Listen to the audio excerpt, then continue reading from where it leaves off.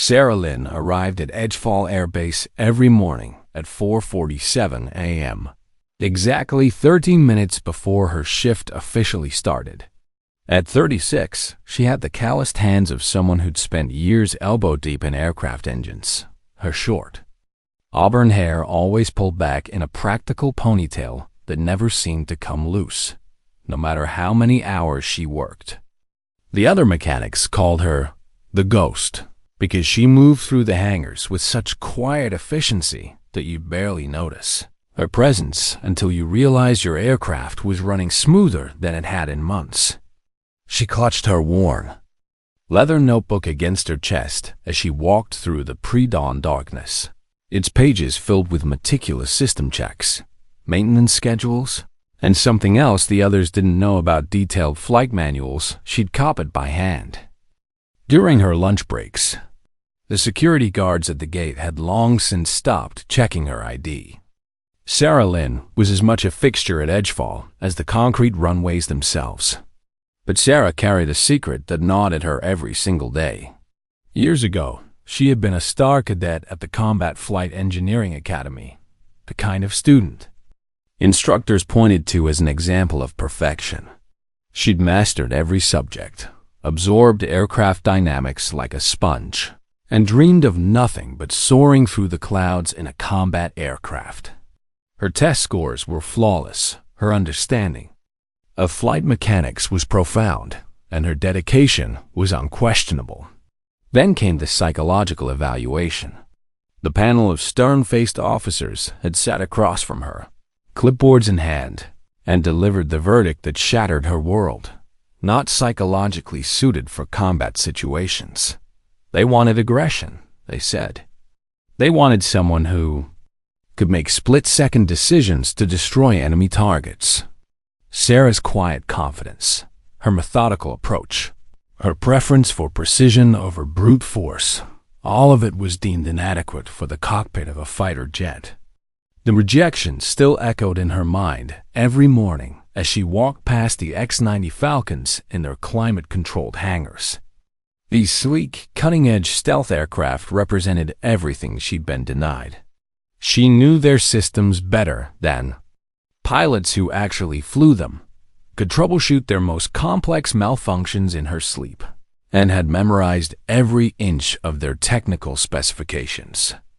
But she was never allowed to touch the flight controls, never permitted to feel the throttle's power beneath her fingers. Instead, she was reassigned to maintenance, a role that felt like being handed a consolation prize when you trained your entire life for the gold medal.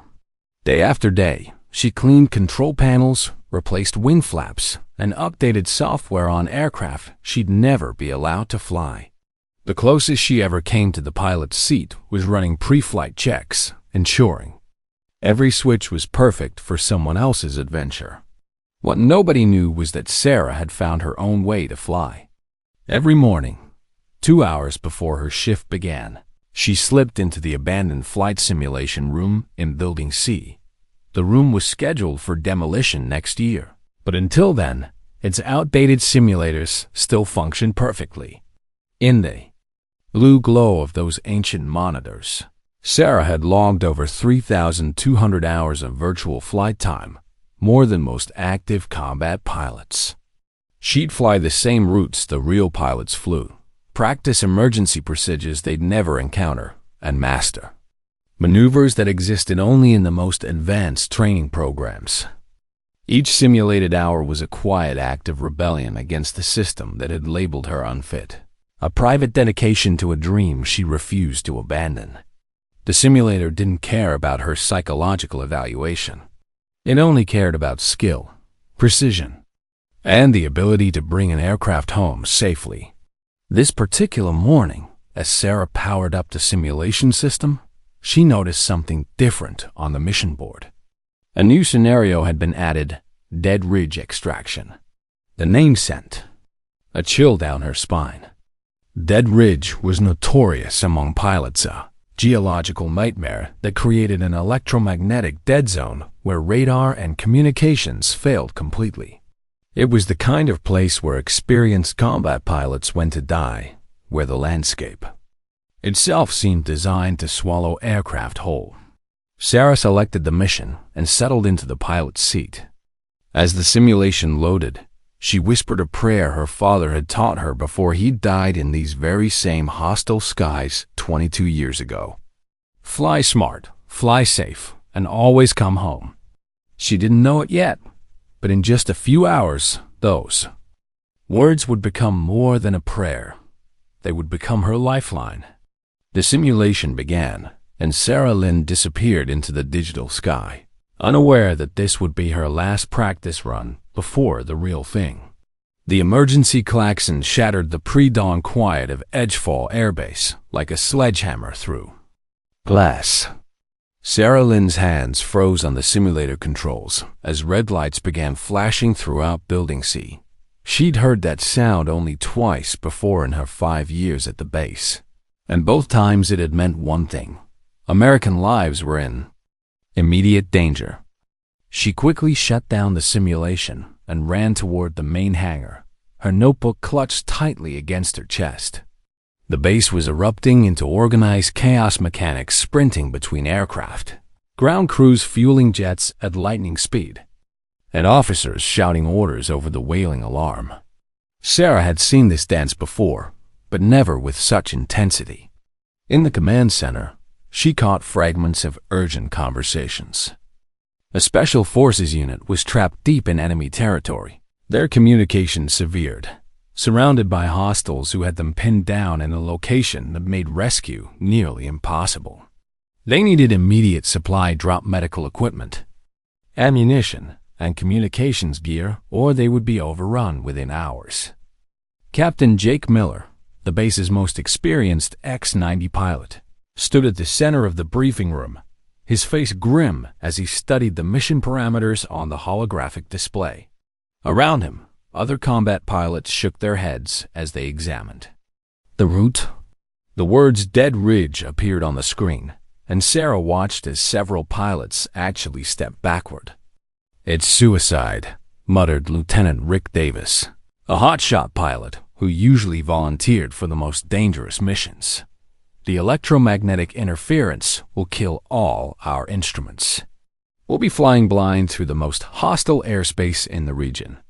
Thermal-seeking missiles blanket that entire area," added another pilot. "Even if we could navigate it, we'd never make it out alive." Sarah pressed herself against the wall, trying to remain invisible while absorbing every detail.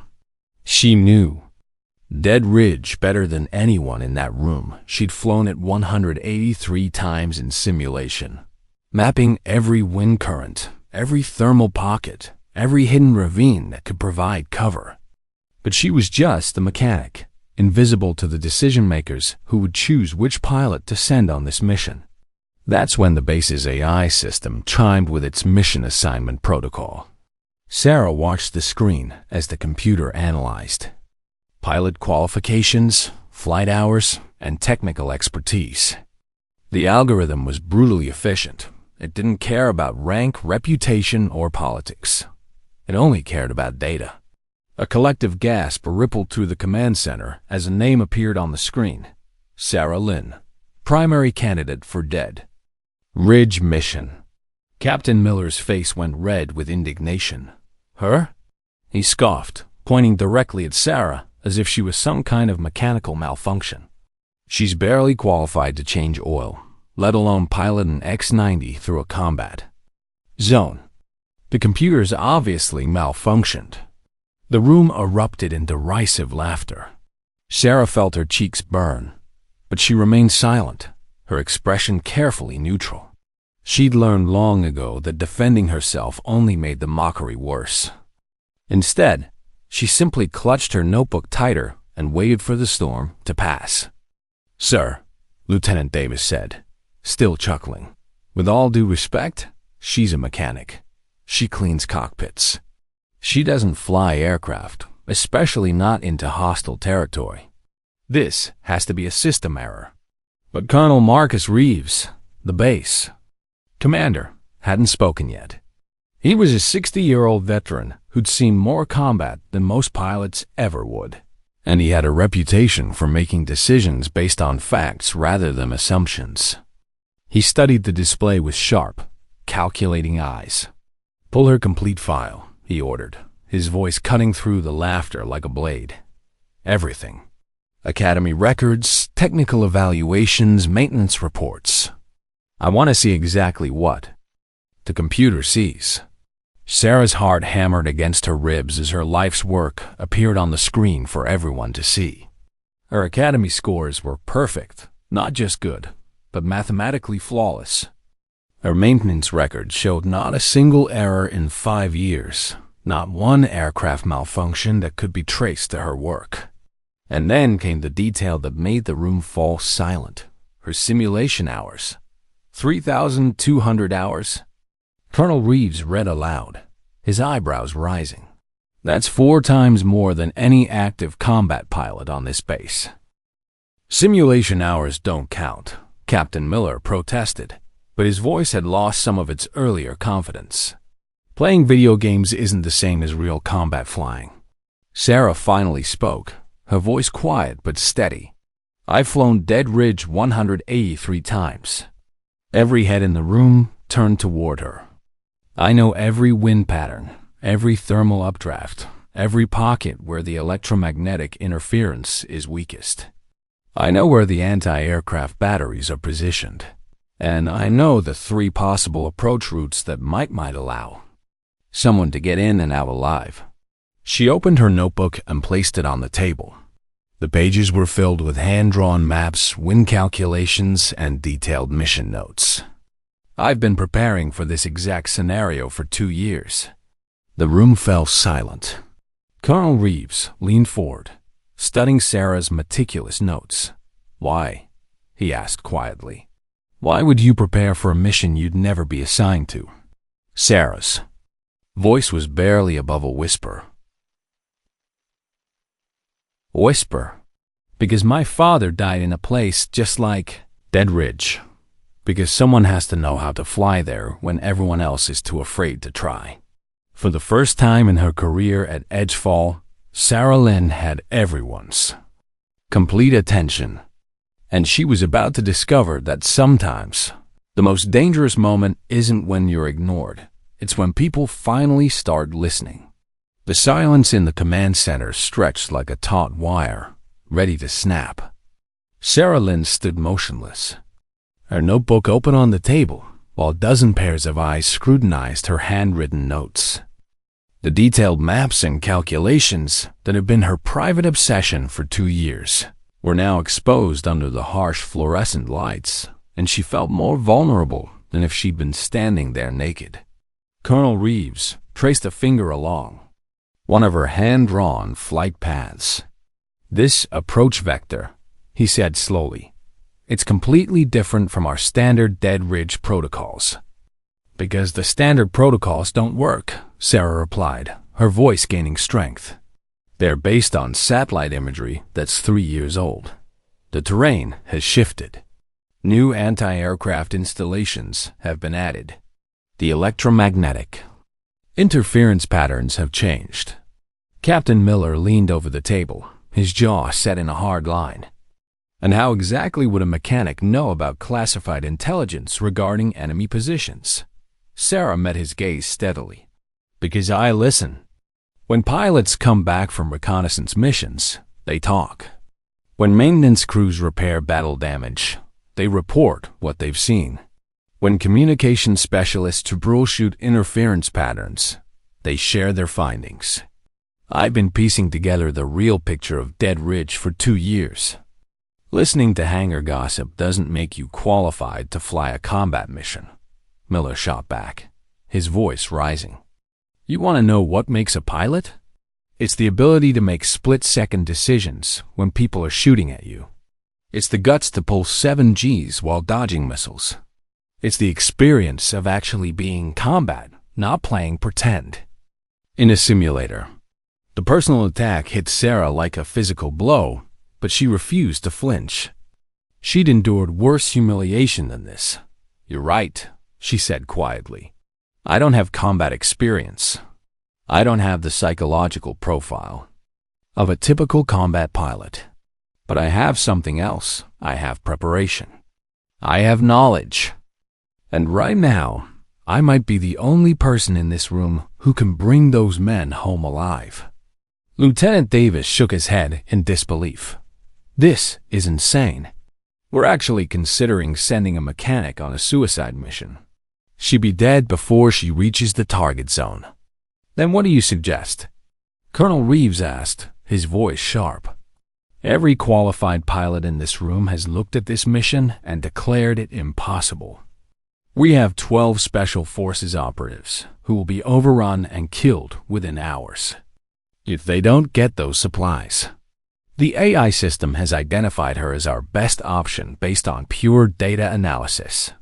What alternative do you propose? The room fell silent again. Sarah watched as the pilots exchanged glances, each waiting for someone else to volunteer. But no one stepped forward. No one raised their hand. The mission was too dangerous, the odds too slim, the chance of survival too remote. That's when Captain Miller delivered the blow that would haunt Sarah for the rest of her life. "Fine," he said, his voice dripping with contempt. "Send the mechanic. When she crashes and burns, at least we'll know we tried everything. But I want it on record that I warned against this. When that X-90 becomes a smoking crater in Dead Ridge, remember that we could have waited for a real pilot to come up with a better solution, instead of throwing away a $30 million aircraft on a desperate gamble." Sarah felt something break inside her chest. Not her heart, she'd been building walls around that for years, but something deeper, something that had been holding her back from fully committing to this moment. The casual cruelty of Miller's words, the assumption that she would fail, the dismissal of her years of preparation, it crystallized into a cold, hard certainty. She closed her notebook with a sharp snap that echoed through the command center. When she looked up, her eyes held a new intensity that made several officers step back involuntarily. "I'll take the mission," she said, her voice cutting through the tension like a blade. "But I want two things on record. First, when I bring those men home, I want a formal apology from every person in this room who laughed at me. Second, I want Captain Miller to personally sign off on my mission briefing, so when I succeed, everyone knows exactly who doubted me." Miller's face went pale, then red. "You arrogant little—" "That's enough," Colonel Reeves interrupted, his voice carrying the authority of command. "Sarah Lynn, you have authorization to pilot the X-90 on this mission. This is a direct order from the base commander.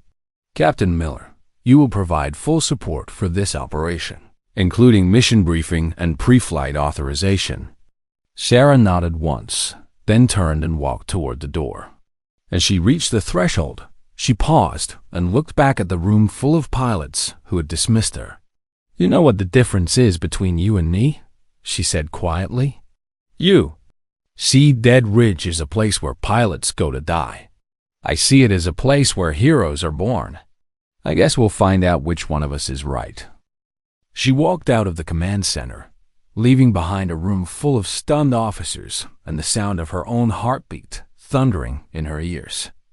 In 2 hours, she would be strapped into the cockpit of an X-90 Falcon, flying toward the most dangerous airspace in the world. And for the first time in her life, Sarah Lynn felt like she was exactly where she belonged. Sarah Lynn walked through the hangar with mechanical precision, but inside, her mind was racing. 2 hours until takeoff. 2 hours to prepare for a mission that had killed every pilot who'd attempted it. 2 hours to prove that years of silent preparation could overcome a lifetime of being dismissed. She approached X-90 tail number 7749, the aircraft she'd maintained for 3 years. She knew every rivet, every wire, every system quirk that made this particular bird unique. While other mechanics saw generic aircraft, Sarah saw individuals with personalities, and this X-90 had always been special. It responded better to gentle handling, Its left engine ran slightly warmer than specifications, and its navigation system had a minor calibration drift that she'd learned to compensate. Sarah. The voice behind her belonged to Technical Sergeant Maria Rodriguez, one of the few people on base who'd ever treated her with genuine respect.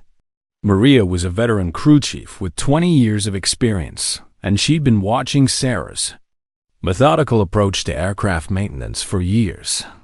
"I heard what happened in the command center," Maria said quietly, approaching with a metal case in her hands. "I also heard what you said to Captain Miller." Sarah continued her pre-flight inspection, running her hands along the X-90's sleek fuselage. "Word travels fast. Faster than you think." Maria set the case down and opened it, revealing a collection of specialized tools and equipment. "I've been in this business long enough to recognize the real thing when I see it. You're not just a mechanic, Sarah. You never were. You've been preparing for something like this your whole career."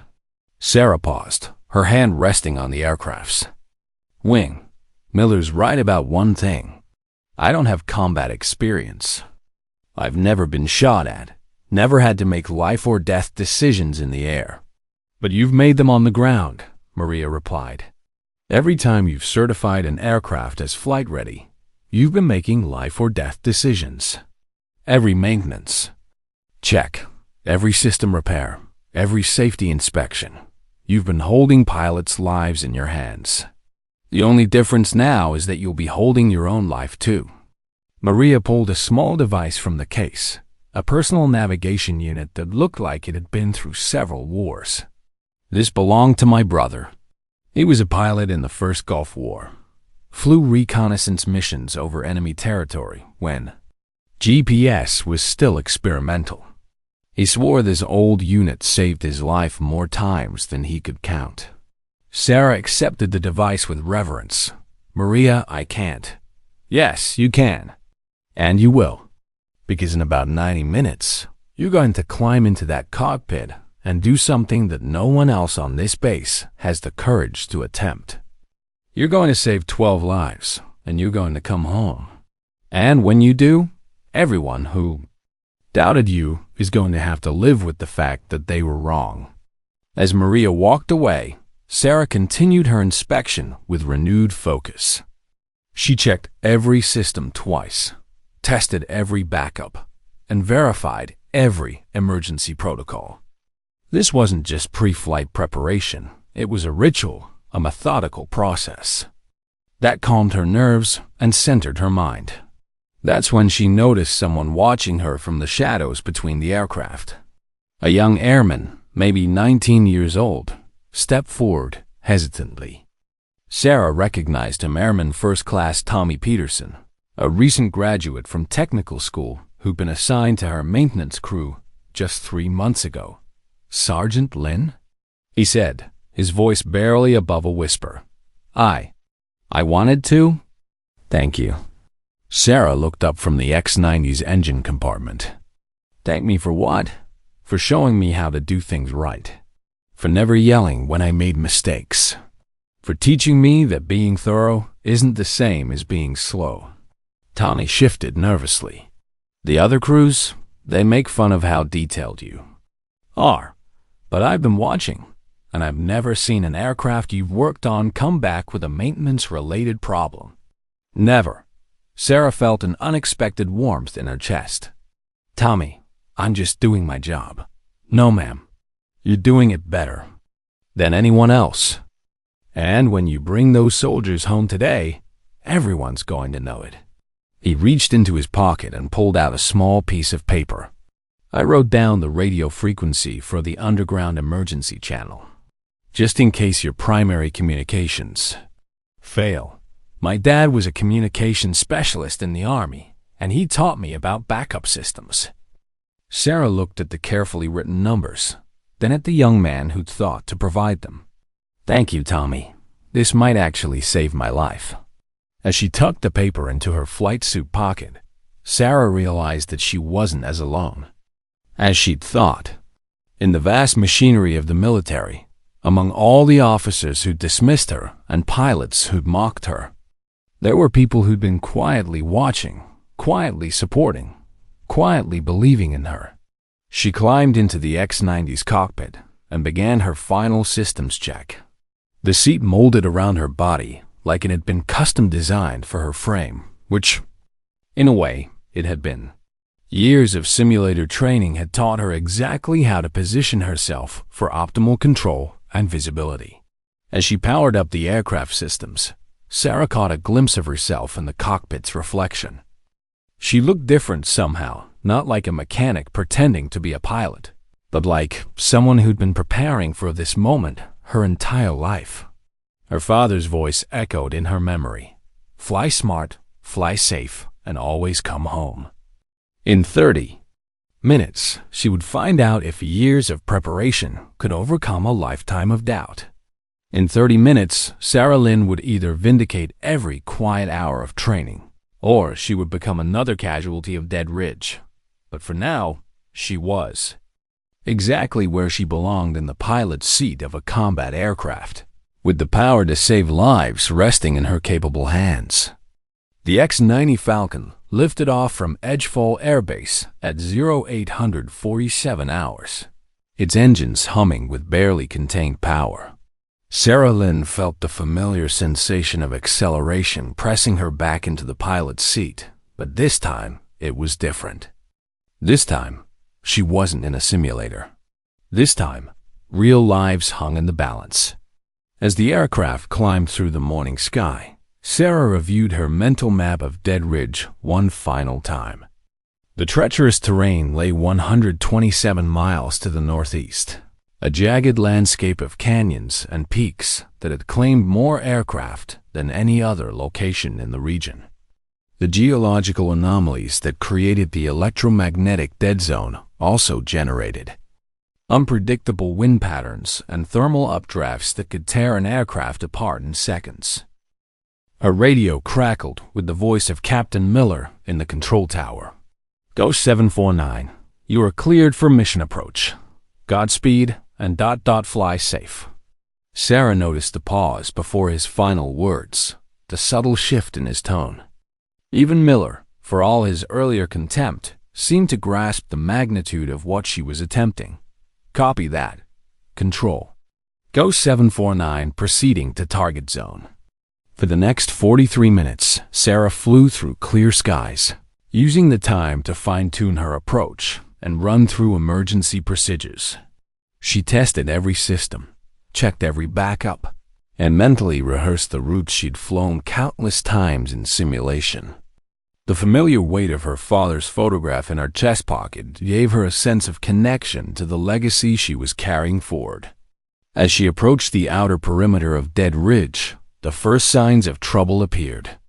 Her primary navigation system began showing irregular readings, the GPS coordinates flickering between accurate positions and complete nonsense. The electromagnetic interference was starting to affect her instruments, just as she'd expected. Ghost 749, we're losing your signal on radar, came the voice from Edgefall Control. Repeat, we're losing your signal. Copy that. Control, beginning manual navigation procedures now. Sarah switched off her electronic navigation systems and pulled out Tommy Peterson's handwritten frequency chart. If her radios failed completely, she'd need every backup communication method available. She also activated Maria Rodriguez's old navigation unit, which showed her position with reassuring stability despite the electronic chaos around her. The landscape below began to change as she entered Dead Ridge proper. What had been gentle hills and farmland gave way to a nightmare of twisted stone formations, deep canyons and shadows that seemed to move independently of the sun's position.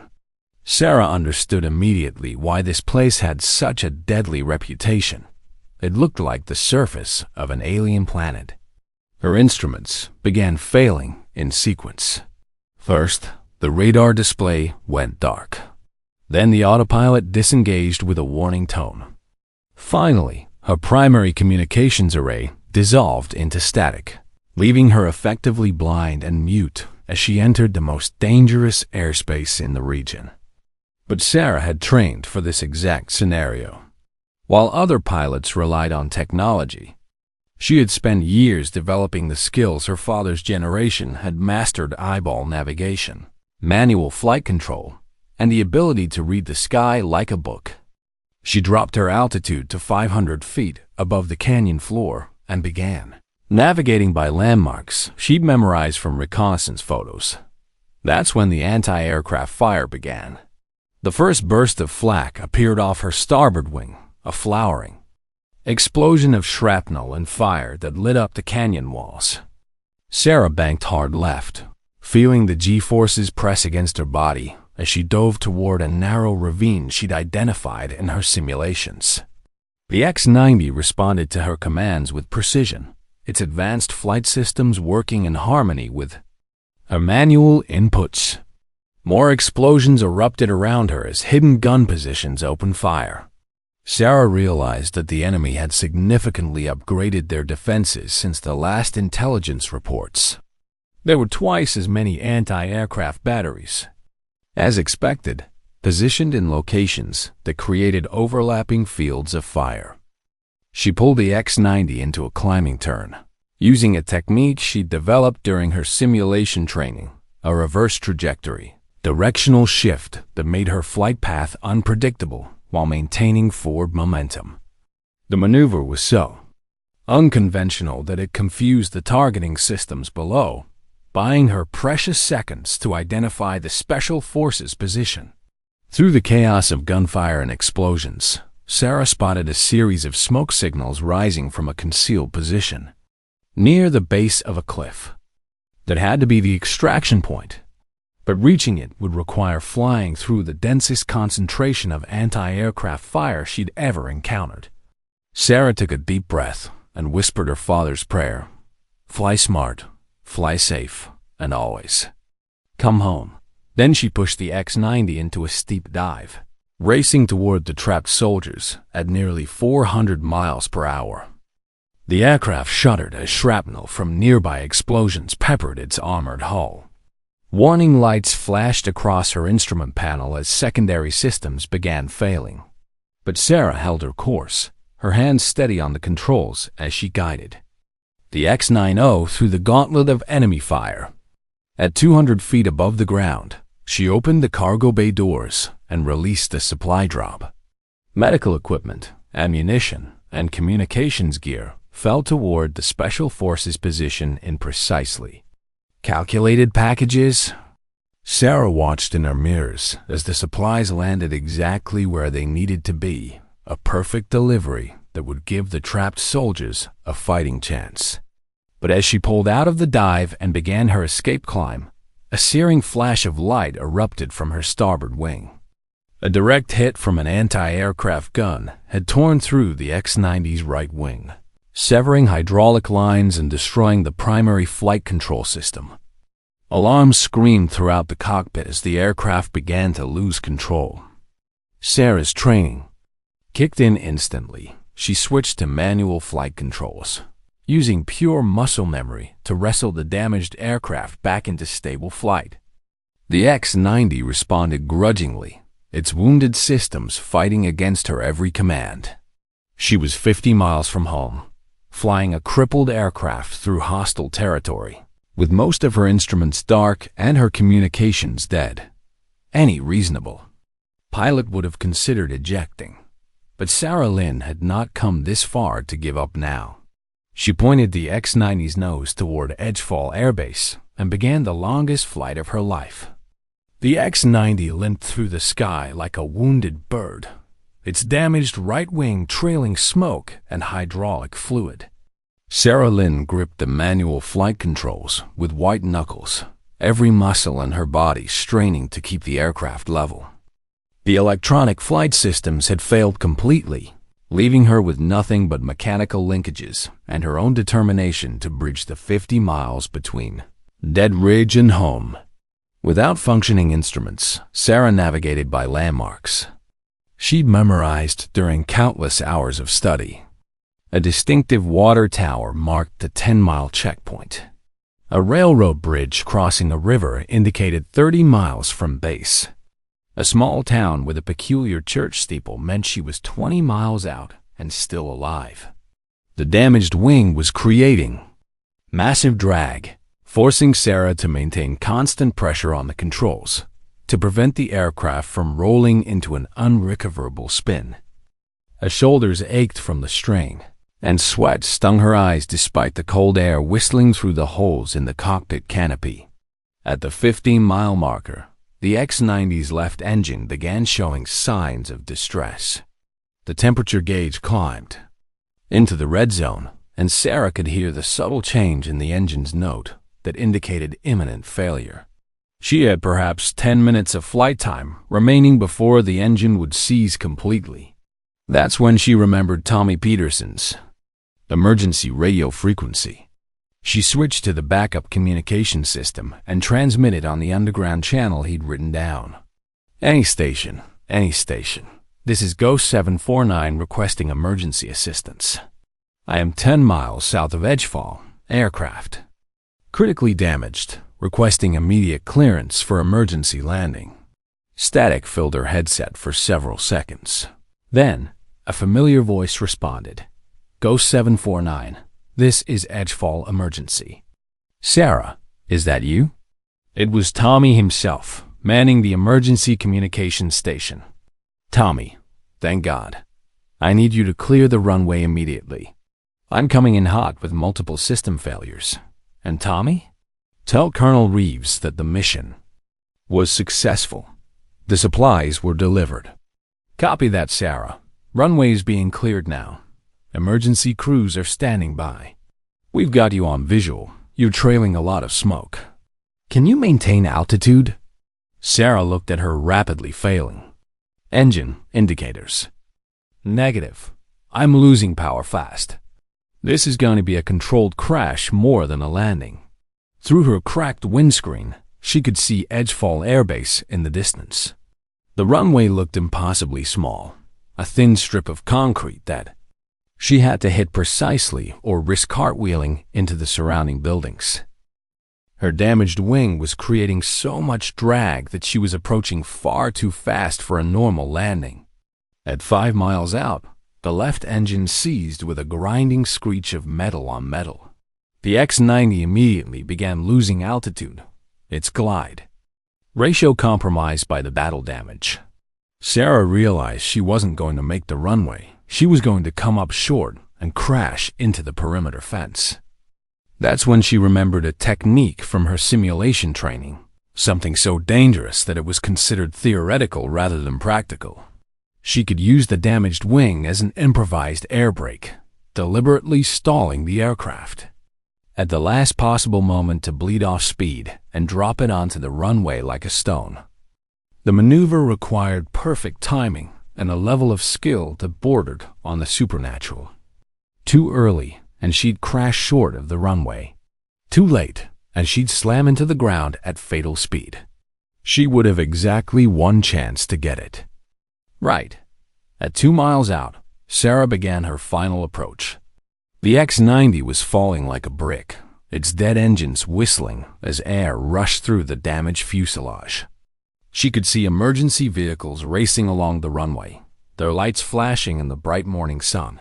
1 mile out, Sarah pulled the manual controls into a configuration that should have been impossible for the damaged aircraft. The X-90 shuddered and groaned, its airframe stressed beyond design limits. 1/2 mile out, she could see individual people running on the ground below, their faces turned upward as they watched her desperate approach. 1/4 mile. Sarah whispered her father's prayer one final time, then executed the most dangerous maneuver of her life. She pulled the X-90 into a controlled stall, using the damaged wing and her own intuitive understanding of aerodynamics to drop the aircraft onto the runway with devastating precision. The landing was more controlled crash than graceful touchdown. The X-90 hit the runway hard, bounced twice, and slid forward in a shower of sparks and debris. Sarah fought the controls as the aircraft skidded sideways, threatening to flip over. At the last possible moment, she managed to straighten the aircraft's path and bring it to a grinding halt just yards from the end of the runway.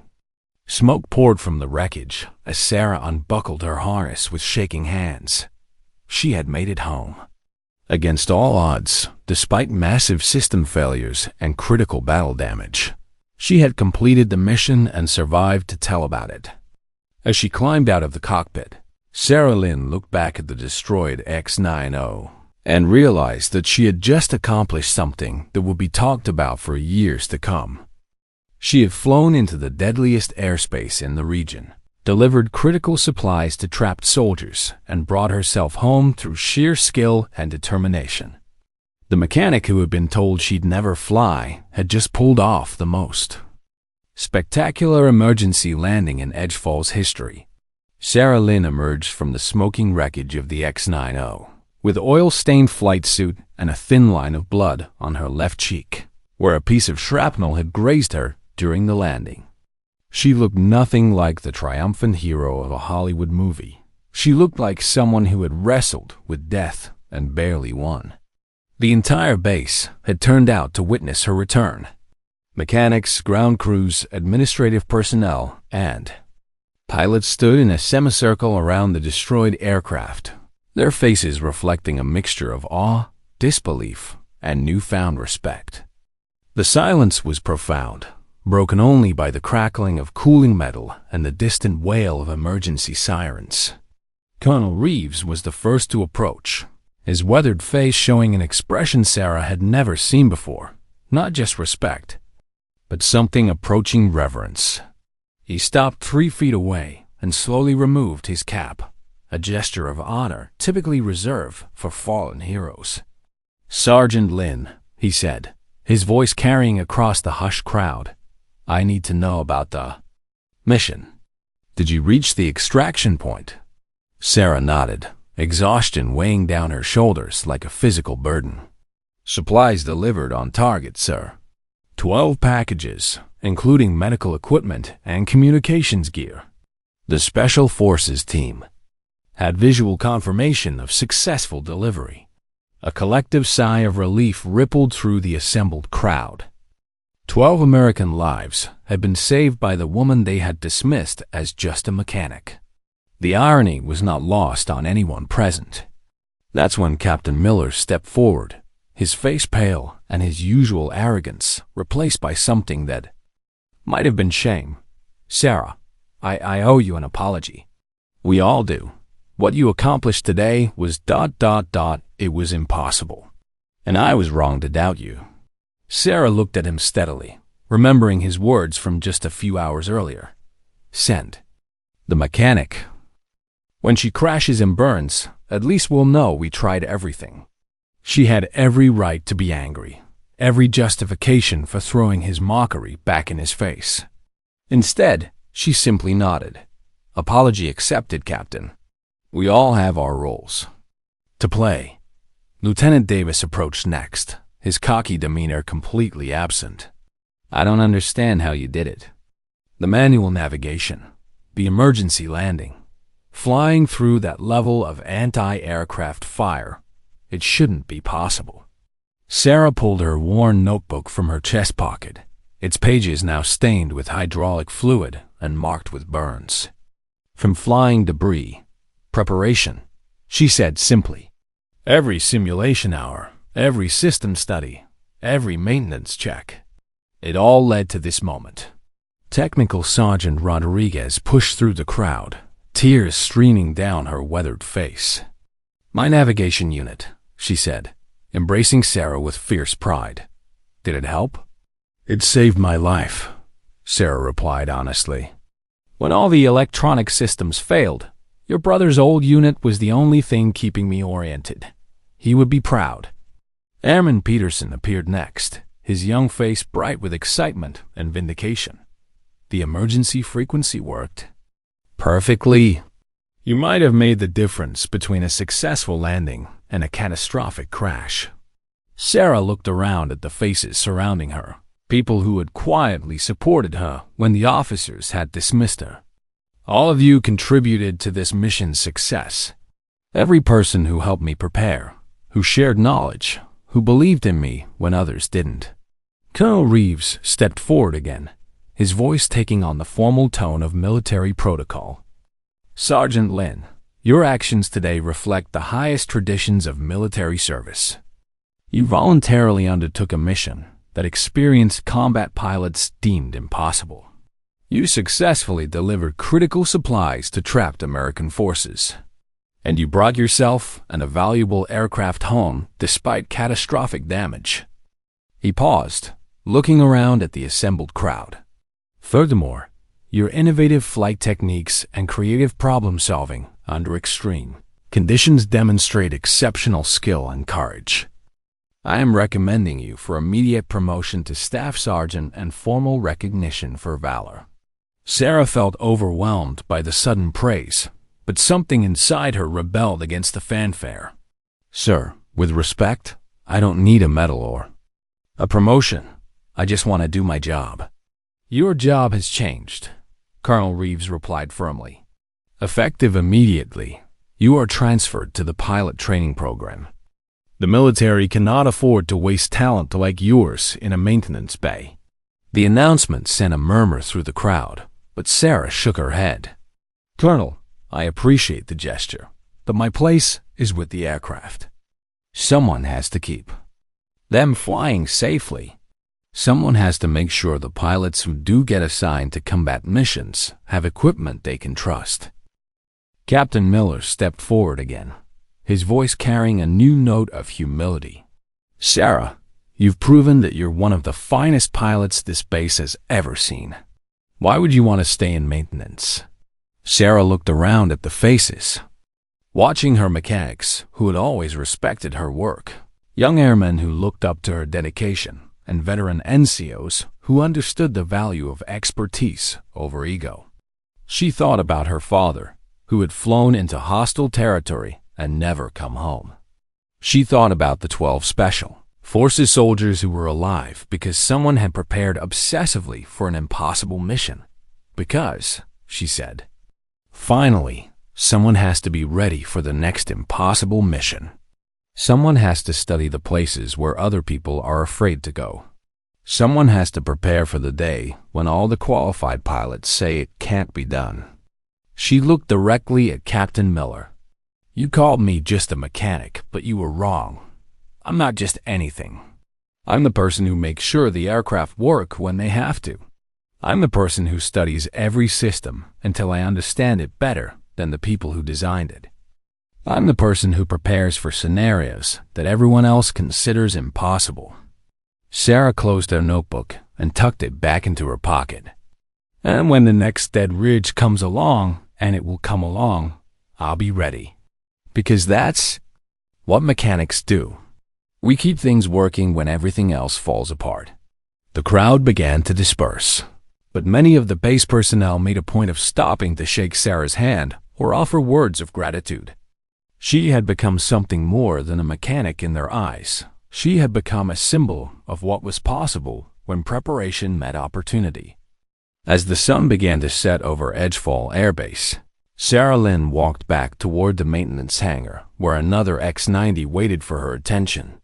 She had work to do, systems to check, and aircraft to prepare for the next mission.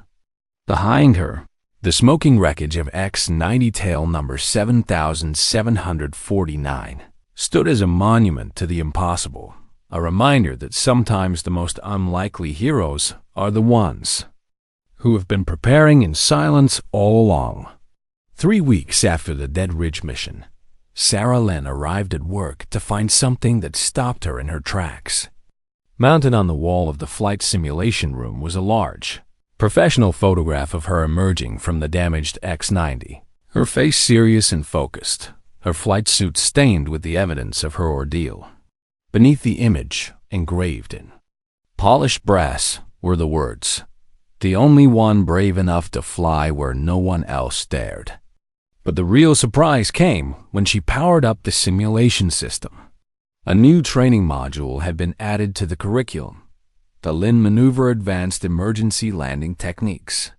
Her improvised air brake landing had been analyzed, documented, and turned into official military training doctrine. Young pilots across the country would now learn the technique that had saved her life. Sarah found herself smiling as she read the technical description of her desperate last-second maneuver. The military had a way of making the impossible sound routine when it was written in proper technical language. But she knew the truth, that landing had been equal parts skill, preparation, and sheer determination to prove that quiet competence was just as valuable as loud confidence. Over the following months, Sarah's life settled into a new rhythm. She remained in the maintenance bay by choice, but her role had fundamentally changed. Young mechanics sought her guidance. Experienced pilots asked for her input on aircraft modifications. The base commander regularly consulted her on technical matters that went far beyond routine maintenance. Most importantly, a steady stream of recruits began requesting assignment to her maintenance crew. Word had spread throughout the military about the mechanic who had pulled off the impossible, and young airmen wanted to learn from someone who embodied excellence without ego. Sarah found herself becoming a mentor, passing on not just technical knowledge, but something more valuable, the understanding that true expertise came from quiet, consistent preparation. Airman Peterson, now promoted to senior airman, had become her unofficial assistant. His attention to detail and willingness to learn reminded Sarah of herself at that age. During slow afternoon shifts, she would share stories about her father, about the importance of preparing for missions you might never fly, and about the difference between being qualified and being ready. "Why did you turn down the pilot program?" Peterson asked one day as they worked together on an X-90's engine maintenance. "You proved you could fly better than anyone on base." Sarah paused in her work, considering the question. Because flying the mission was never the point, she said finally. The point was being ready when no one else could do the job. There are hundreds of qualified pilots in the military, but there aren't many people who will spend years preparing for something they might never be asked to do. She gestured toward the hangar full of aircraft. Every one of these birds needs someone who understands them completely, someone who knows their quirks, their strengths, their limitations, someone who can keep them flying when everything goes wrong. That's not a backup plan, that's a calling. 6 months after Dead Ridge, Sarah received an unexpected visitor. Staff Sergeant Miguel Ramirez, the Special Forces team leader whose unit she had saved, appeared in her maintenance bay wearing dress blues and carrying a small wooden box.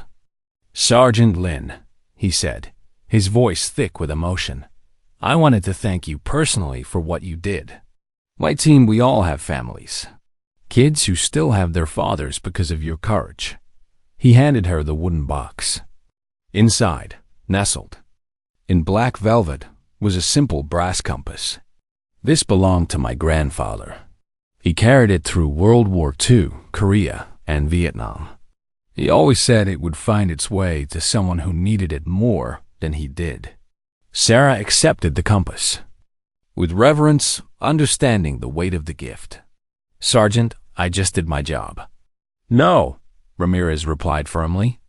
"You did something that no one else was willing or able to do. You flew into hell and brought hope out with you. That compass belongs with someone who knows how to find their way home against impossible odds." That evening, alone in the simulation room, Sarah opened her worn notebook and made a final entry. "No one is born chosen, but you can become the one no one can replace." She looked around at the room where she had spent thousands of hours preparing for a mission everyone said was impossible.